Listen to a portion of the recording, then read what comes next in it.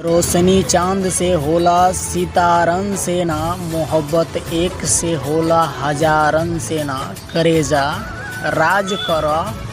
मेहंदी रंग लावेला सुखला के बाद में, प्यार याद आवेला दिल टूटला के बाद में, करेजा ऐसन दगाबाजी मत करो, रंडी बन के राज करो। इ फुलवा से दोस्ती हम का करी, कुछ देर बाद मुरझा जाला। जब दोस्ती करही के बाद कांटा से करो, घुसला के बाद भी याद आ जाला। ना ऊ कैली बेवफाई ना हम कैनी बेवफाई, करेजा किस्मत में लिखल रहे तोहरे से जुदाई। मत फेंक पत्थर पानी में, उहो केहू पिएला, करेजा ऐसे काहे उदास बाड़ू हो, तोहरो के देख के केहू जिएला। दिल में बसेला सूरत जवना प्यार के, ओकरा बिना जियल ना जाला।